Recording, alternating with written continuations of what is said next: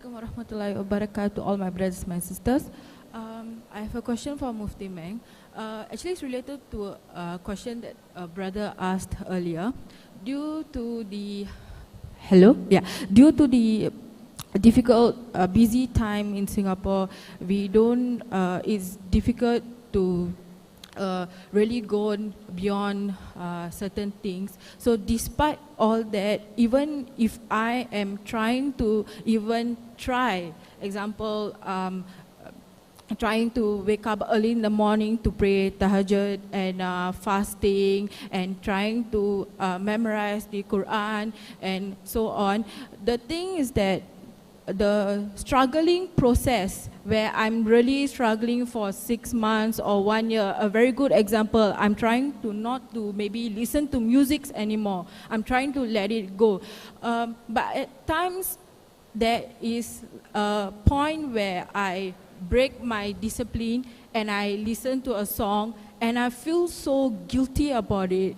So, how do I, is there a technique for the struggle, the processing struggle part where I can do something that actually I can win that? Second sister was asking a question about sometimes we try to be good and then we falter, and what's one of the good ways of perhaps trying to correct ourselves and benefiting. What I believe, I'm going to make mention of tips, two issues.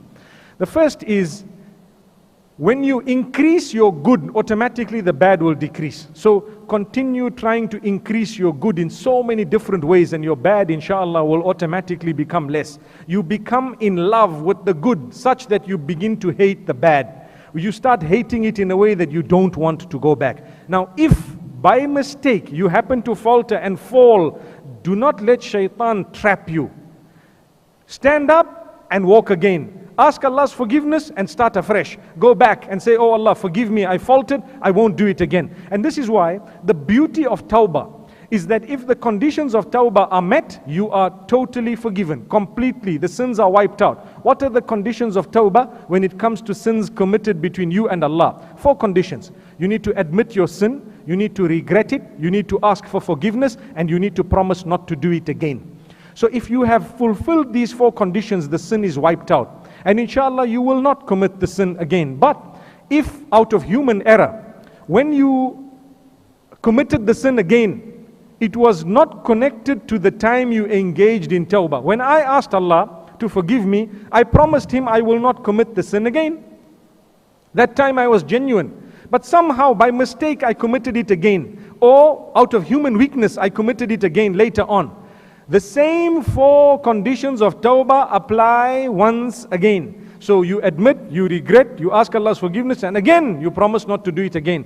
It does not affect your previous tawbah, the fact that you have repeated the sin later on without having calculated it at the time of the previous repentance. But the difficulty is, when you admit your sin, you regret it, you ask Allah's forgiveness, but when it comes to the promise to say, I won't do it again, you say, maybe, I might do it again, I don't know. That's not good enough. That is not good enough. So, from what the sister explained is that sometimes you fall back into a sin that you have been committing in the past. Stand up and ask Allah's forgiveness again. When I say stand up, I mean you have dropped, isn't it? So you get up from that and you ask Allah's forgiveness and you do not repeat it thereafter again. If you do not have hope of this nature, you will go deeper and deeper into the sin once again, because you are going to say to yourself, I'm weak. As it is, I engaged in tawbah once, now I did it again. Khalas, there's no hope for me. Don't lose hope. لا تقنطوا من رحمة الله. Never ever lose hope in the mercy of Allah. Be steadfast and keep on trying until we meet Allah. وَعْبُدْ رَبَّكَ حَتَّى يَأْتِيَكَ الْيَقِينَ. You will worship Allah until death comes to you. جزاكم الله خير والله أعلم.